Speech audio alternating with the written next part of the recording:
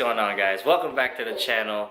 In today's video we're going to do the part 2 of the AR630 TSS Hot, and this is basically going to cover the maintenance section of it. We're going to do that today, and this is basically going to be our specimen. This is actually a friend of mine. He has he's gone over 50 hours of use on this thing, which is, you know, roughly about a year of use. And AR Blue recommends this kind of maintenance, you know, for the first year of use, and then do the oil change on it, and then after that it's basically, you know, 100 hours or up to a year. So every year you'll just change the oil on this thing, or every 100 hours, and then we'll go ahead and drain the oil here in a little bit. Alright, so let's go ahead and loosen up this bolt. I'm actually going to use an adjustable wrench to do this job and get the job done faster, so let's do it.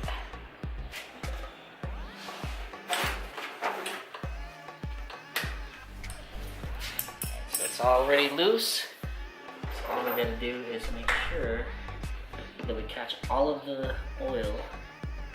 I'm actually going to use an empty AutoZone brake fluid container. So AR says that this thing has a capacity of 8 ounces. We're gonna see if that's correct. Kind of sketchy here, and basically trying to catch this whole thing. But we'll see.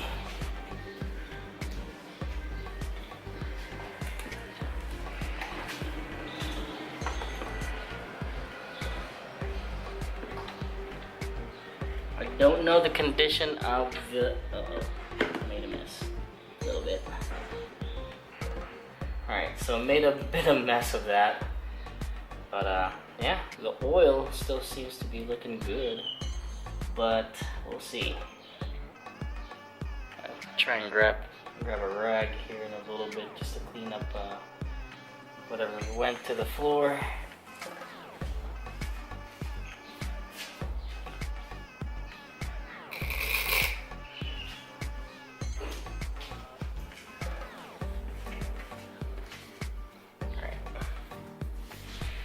The oil does smell a little bit funky, just because it's been inside of the pressure washer for over a year. So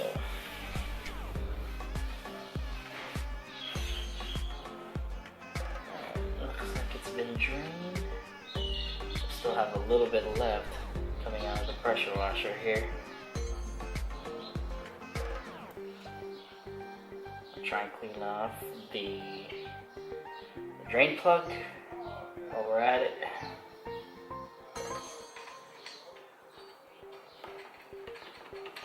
Okay, got that done. Let's go ahead and tighten that up.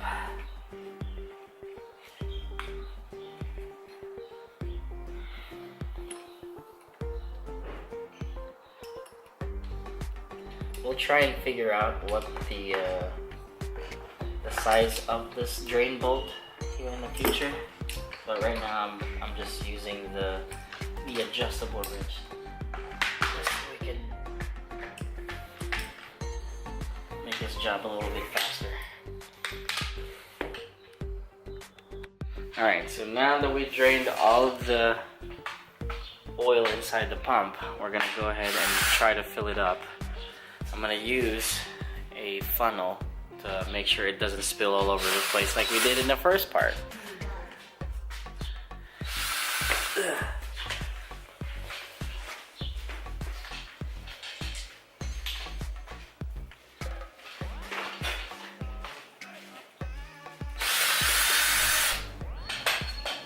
Alright, I'll use this small funnel here so at least we don't make any mess.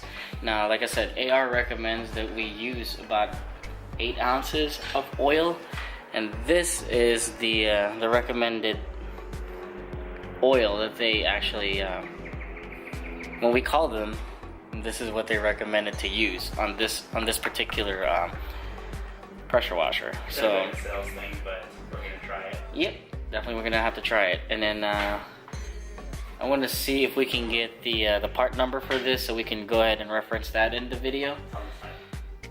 Is it this one? Yes. Okay, so this is the part number. I don't know if you guys can see that on the camera. Get that thing to focus. There you go. But if we're wrong, we'll put it in the comment. Yep. And if we're wrong, let us know in the comment section. All right.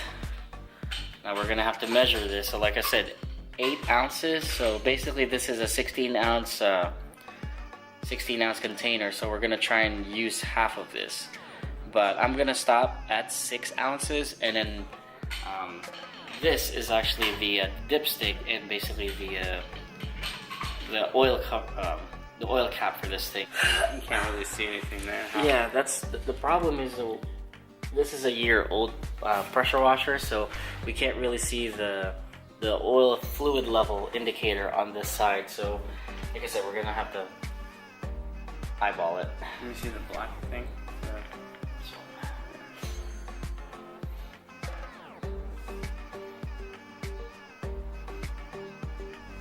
So basically, this is our first time doing this, so bear with us. Alright, slowly but surely. Make sure we get it over. Stop, come on.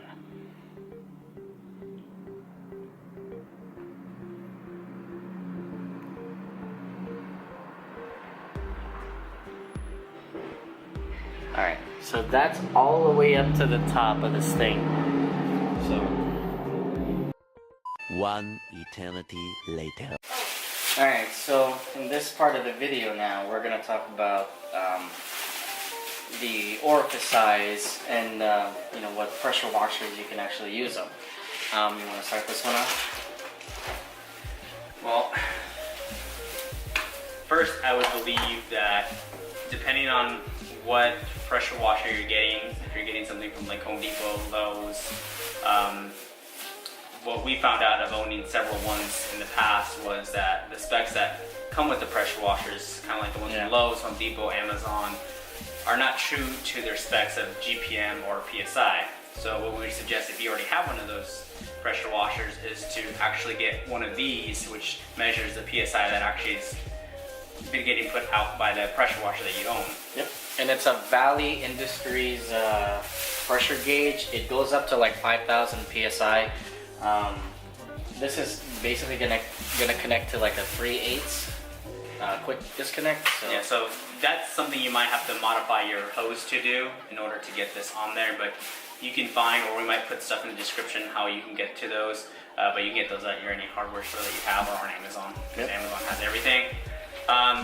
And we've owned a myriad of pressure washers in the past. We actually started with the Harbor Freight pressure washers, the Portlands, and they said it was like around 1750 psi at 1.3 GPM. And then I owned a Sunjo, a couple of Sunjos actually. Wasn't up to my expectations, and then he had a Ryobi, which I actually have now. I'm actually gonna get to that in another video. And then he said that, hey, you know, this pressure washer pretty much is not up to what I'm looking for. So that basically led to getting the AR630 TSS Hot. I actually, on the route that I took is basically I went from the Harbor Freight, I went to a Sunjo, another Sunjo. I actually sold the first Sunjo that I owned, and then I returned the second one, which is another commercial pressure washer. And then after that, I went and bought the Ryobi that he got in the past, and then that basically led to getting the AR630 TSS Hot, you know, 3 weeks ago, and then basically got in the mail. So now, after finding out what you are pushing as far as PSI on the pressure washer, there is an app that we use that you can get an estimate of, depending on your orifice size, what you want to use, which is safe to use on a vehicle. I mean, there's different sizes, orifices inside of these that change the output, the PSI in them that's coming out of your pressure washer. And then I'll link that in the description below. It's called Amazing Machinery. and then basically you can mix and match like you know, what orifice to use, what kind of output you're actually gonna get, and then what gallons per minute you're gonna be pushing out in those pressure washers. Now for our AR, we've found out that, well, at least for his with his valve open all the way, you're pushing what, 1100 psi? Yeah, with the around trigger pull? 1150 at the most. Sometimes it went up to 1200 at some point, and I just found that out today when I was washing my car a couple hours ago. And yeah, so anywhere in between 11 to 1200 psi, depending on the water pressure from your spigot. And usually that what happens is, you know, someone's probably using the, you know, washing machine, or someone's taking a shower, so it could fluctuate, but not as much. So, you know, I try to get it in between, anywhere in between 11 to 1200 psi. But, you know, your most safe, like basically the safest pressure that you can use on the car, in our opinion, is anywhere in between 900 to 1100 psi. And anywhere after that, you'll just start to you know, get some damage on the paint. Yeah, and you can do it by feel as well. When you have your hand a couple ways from the pressure, it starts to start hurting your hand, and you know, you can just imagine what it's doing to the paint. Yep. So like I said, we use a 4.0 nozzle on ours, so that allows us to push the 1100 at, and we've tested the AR, which we'll probably put that in a different video, the GPM that it actually pushed. We got it at up to, at least on mine, we got up to 2.0 gallons per At least minute 2.0. at 1100 psi. And then I think I did put it in the last video, was basically when we did the calculation, when I'm using the 4.0 nozzle at 1100 psi, it actually pumps out 2.1 GPM, and that's what I was saying, is that it actually is what AR is, you know, advertising for that pressure washer if you use that nozzle. So figuring out the amount of PSI, and then we'll link in the description where you can find out, put it in the different sizes orifices to find out what pressure you want. So for example, if let's say your AR is pushing 1000 PSI and you're using, let's say, a 4.0 nozzle, then it'll give you your GPM. But if you're trying to figure out what orifice to use, we'll send you to the app, but first you would want to find out how much your actual pressure washer is pushing. And then from there, on that app, you can figure out what orifice would be safe to use on your vehicle. Of course, there's different sizes for different uses, such as your home and stuff like that. But what we're concerned about, what is safe for your vehicle, which is between 900 to 1100 PSI. But you can judge it and see depending on how much yours pushes. All right. That basically covers a lot of it. And if you have any additional questions, feel free to comment down below. And then if you haven't done that, go ahead and like this video, go ahead and subscribe to my channel, and then I'll see you guys in the next video. The beat drops out.